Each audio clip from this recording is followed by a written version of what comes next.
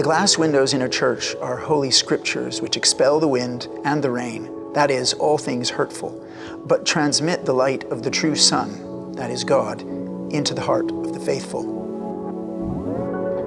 We're here in Trinity College Chapel. It's been here since 1798. The stained glass is imported from Germany and from England, and it was installed in the 19th century.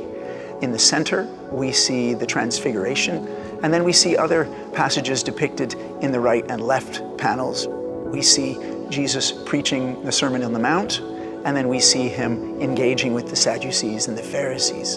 And then in the Old Testament panel on the left, we see Moses speaking to the Israelites. David Shepherd is a professor of Hebrew Bible and Old Testament at Trinity College Dublin. He and Professor Fiona Newell, a neuroscientist, along with their graduate students, are studying how viewers experience stained glass windows and the light that animates them. Within the Judeo-Christian tradition, light has always been strongly associated with divine revelation and divine illumination. Most forms of art depend on reflected light, which is why if we walk over from here to the National Gallery of Ireland and everybody switches off the lights, we won't see the art.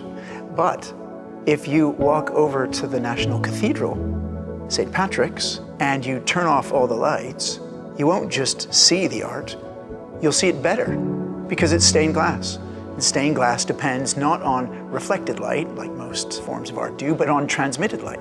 We're really interested in how light and light variation impacts the way that people look at stained glass, how they remember what they see in stained glass, and also the sense in which the stained glass and light variation within it can generate a sense of awe or wonder.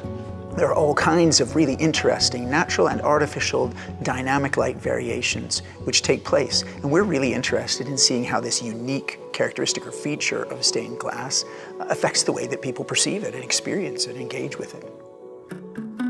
We began to run experiments both online and in person in a computer lab where we could present our participants with images and then gauge responses from them. We use what's called a Tobii eye tracker. It is able to pick up where somebody's glancing at the screen to see where their attention is being drawn to. We have created, with the help of our computer scientists, simulations of dynamic light variation. So rain falling behind a stained glass window, or a bird passing behind a stained glass window and creating that shadow, or indeed a tree in leaf with the wind blowing its leaves.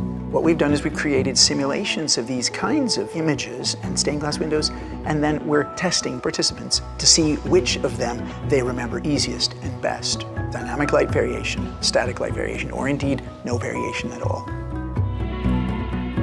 I think stained glass has been overlooked in part because it has a kind of functional architectural aspect to it, which some other forms of art really don't have. So it lets the light in and it keeps the rain out. And I think sometimes we lose sight of the beautiful because we dismiss it as functional or architectural.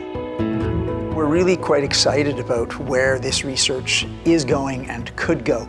On one hand, we're only just scratching the surface, and there's a lot more that we would like to do, are hoping to do, to kind of explore how stained glass is perceived by real viewers in real time.